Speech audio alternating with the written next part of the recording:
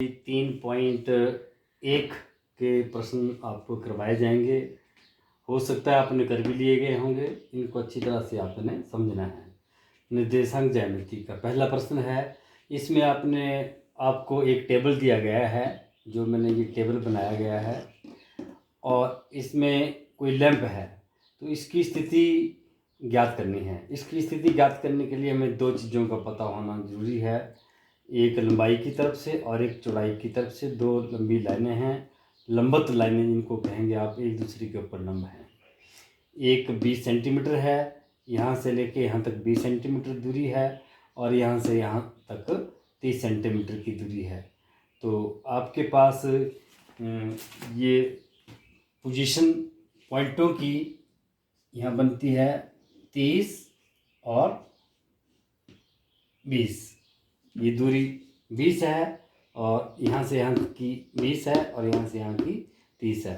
तो लैंप की स्थिति 30 से 20 है। प्रश्न नंबर 2। प्रश्न नंबर 2 में एक शहर है जिसमें 5 सड़कें आपको दी गई हैं। 5 सड़कें लंबी हैं और 5 सड़कें जो हैं क्षैतिज हैं, यानी लंबी सड़कों को ऊर्ध्वाधर सड़कें कहेंगे।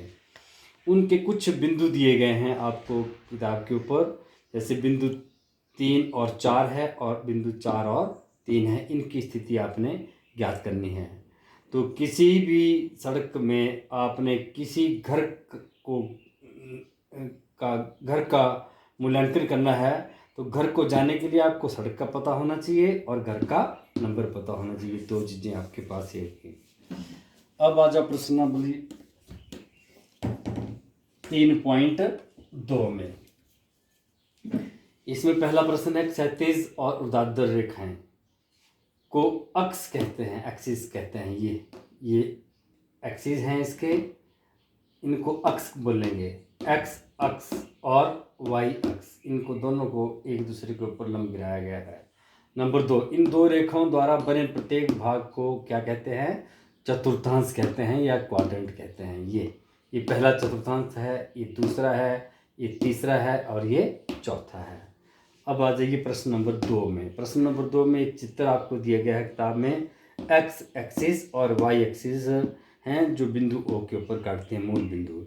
इसमें जो बिंदु आपको दर्शाए गए हैं, पहले प्रश्न में बिंदु बी -5 बाईं तरफ है, तो x -5 होगा, और 2 1 और 2 y ऊपर को होगा आपका। तो ऊपर को मतलब हो गया इसका नॉर्थ, यानी उत्तर दिशा को, और इधर हो गया आपका पश्चिम दिशा को, बी पॉइंट।